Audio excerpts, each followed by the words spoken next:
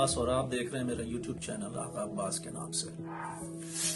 امام علی علیہ السلام نے فرمایا کہ دسترخوان کے جو ریزے ہوتے ہیں، یعنی کہ جب آپ کھانا تناول کر لیتے ہیں، دسترخوان پہ جو ریزے بچتے ہیں، جو کھانے کے ٹکڑے چھوٹے چھوٹے بچتے ہیں، ان کو اٹھا کے کھایا جائے۔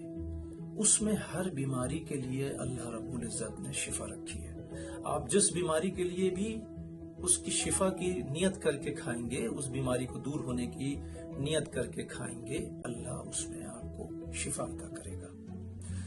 عبداللہ ارجانی ایک راوی ہیں، وہ بیان کرتے ہیں کہ میں امام جعفر صادق علیہ السلام کی خدمت میں حاضر تھا، تو میں نے دیکھا کہ مولا نے امام جعفر صادق علیہ السلام نے جب دسترخوان پہ غذا تناول کر لی، کھانا تناول کر لیا، تو میں نے دیکھا کہ مولا دسترخوان پر سے چند ریزے جو پڑے ہیں غذا کے، ان کو سمیٹ رہے ہیں۔ تو عبداللہ ارجانی نے مولا کی خدمت میں عرض کیا کہ میرے مولا امام جعفر صادق علیہ السلام، میرے ماں باپ آپ پر قربان ہو جائیں، میں آپ پر قربان ہو جاؤں، یہ جو آپ ریزے سمیٹ رہے ہیں دسترخوان پر سے، یہ کیوں سمیٹ رہے ہیں؟